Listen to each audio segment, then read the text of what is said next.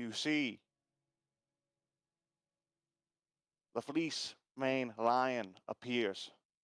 The massive creature is a sight to behold, a lion the size of a semi-truck, or more setting appropriate, a Magitech hauler, which would be the equivalent, with muscles rippling beneath its golden fur, its eyes ablaze with a fierce intelligence. Its jaws gape open, revealing razor-sharp teeth that glint in the sunlight.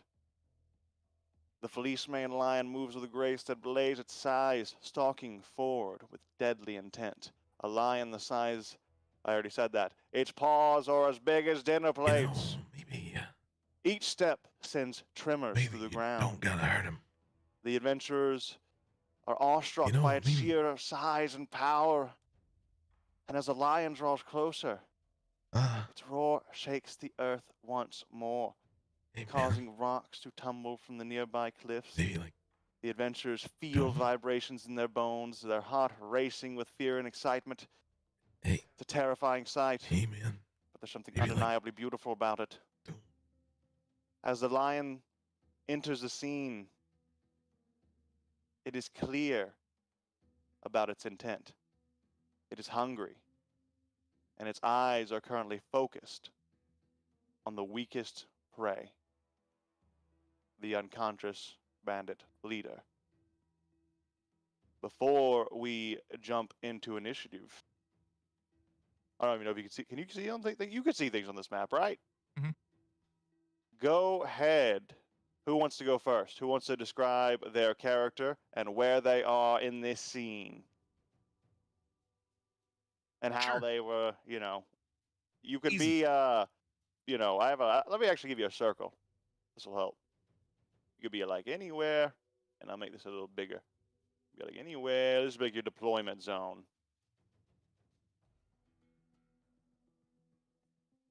Yeah, go ahead, I'll Dane. go first. That's super easy.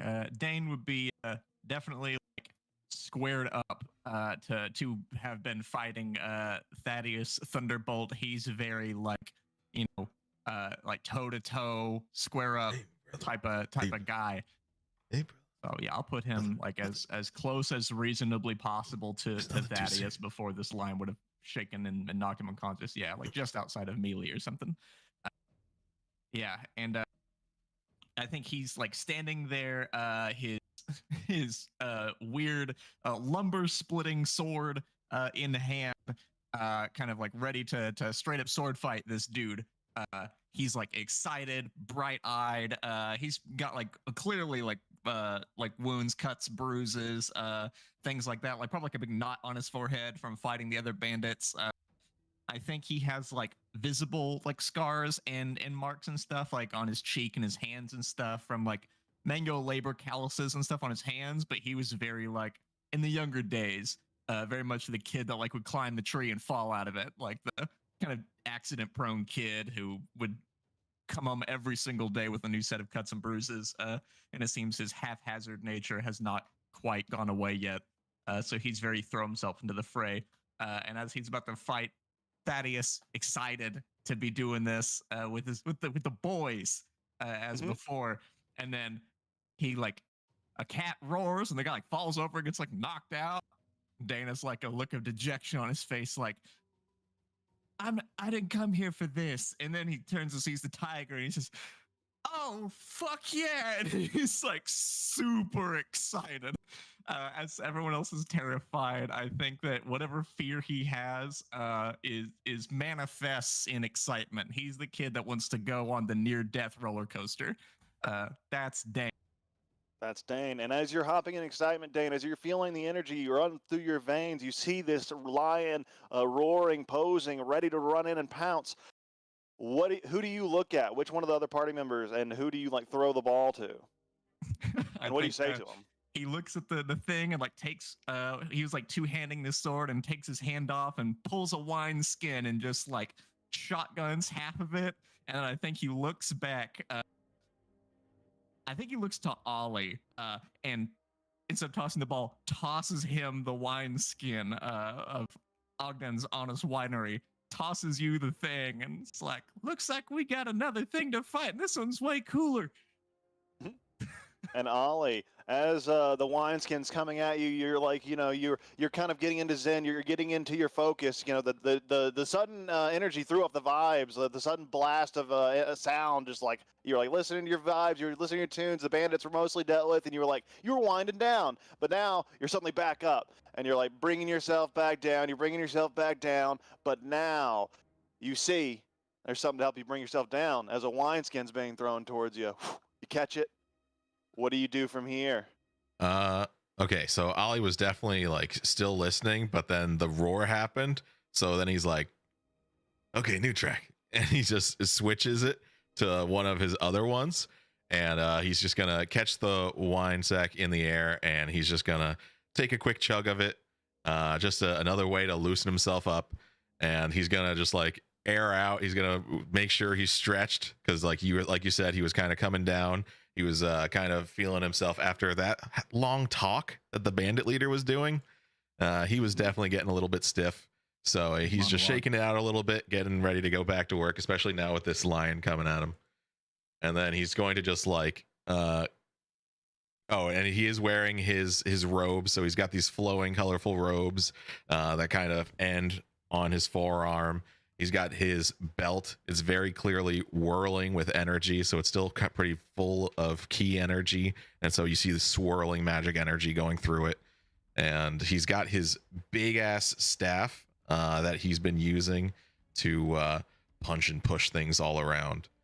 And then he's just going to tip the wineskin towards Dramus to see if Dramus is interested.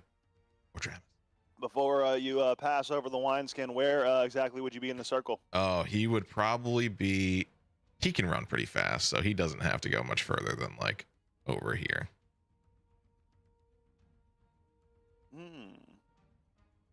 There's not really it's like in between space, so wherever you want to be there. Yeah, cool.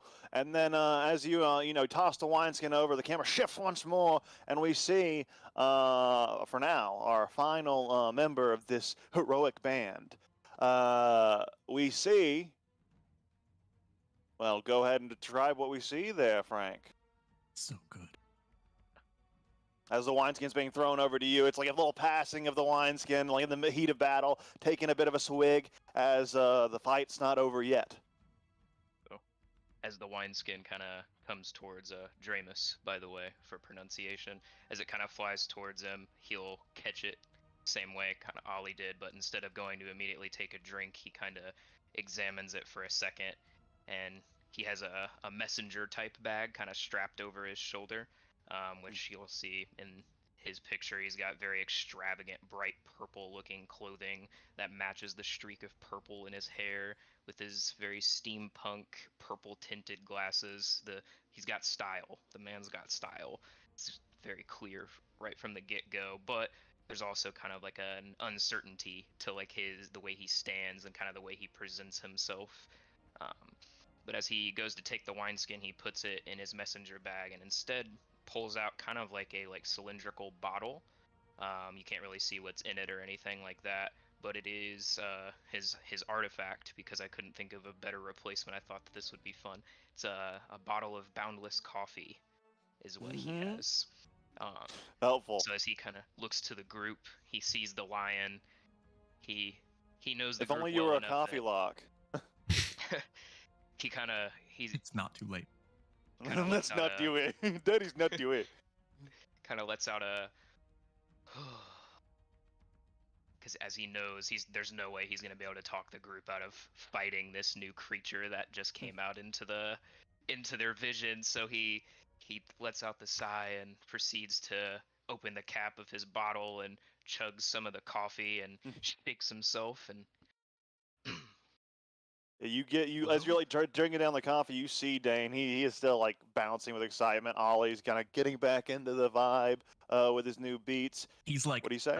Got like that foot behind him, like with the toe on the ground. He's like, like twisting his toe into the dirt to like get that footing before he's like moments away from just sprinting.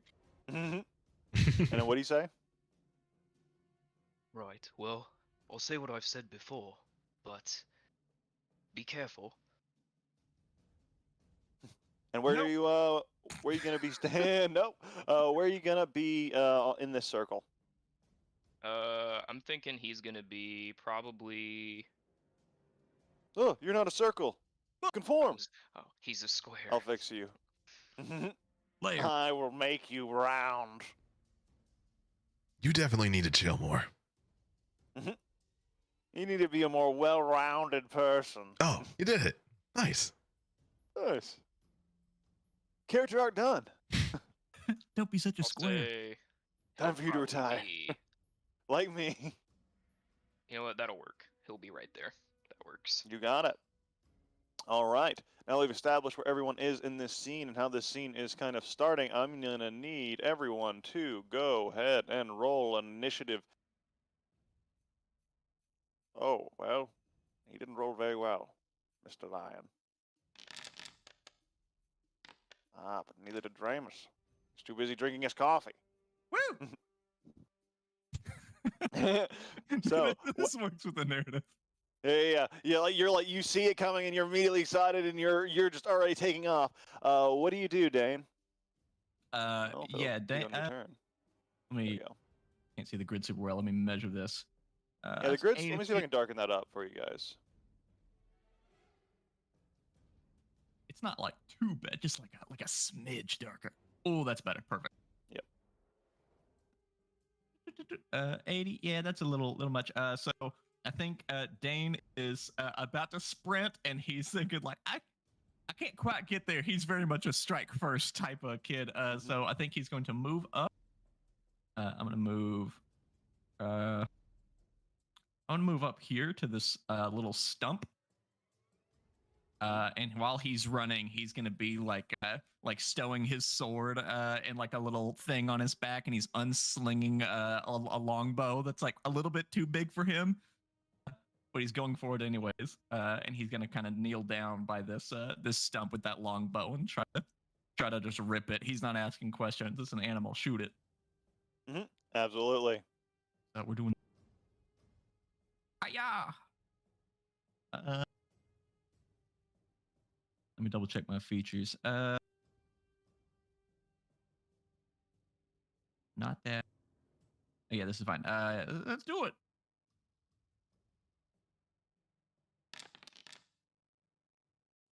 It's too You big see for the me. lion just like a head dodges. It's massive, but it's quick, and it just takes down to the ground, going low. The arrow goes wide. And it's like shooting at a barn too, so it's impressive how quick it's moving. Dane is totally like he's like struggling to pull back this bow. This is very much. I think you guys would very obviously know this is his dad's bow, who is a much bigger man than Dane is. So this is designed for a stronger human than him. But he's trying. It's like the wood kind of creaks as he pulls it. And he like probably closes his eyes. He's more just focusing on pulling it back than like actually aiming. Just rips it and it like bores a hole into a tree behind the thing. Fuck. All right. Anything else for your turn? No, that's it. You got it. That brings us to Ollie. You see the lion. It's gracefully dodging and weaving through the area. And as your turn ends, it actually is going to use 2 of its legendary actions to use its roar ability. As you stand on the battlefield, you hear the low rumble in the distance. So the sound grows louder and louder, overwhelming the sound of your music, drowning out all of the noise for the rest of you. The massive lion roars once more, and I need you to make everyone that is within 60 feet of the creature must make a wisdom saving throw. Whoa. I think it's just Only me. you. Well, Wisdom maybe save. he should have You gotten make it. closer, but you know, he's roaring. Hiya! Whoa! Whoa! That's just what you needed. good.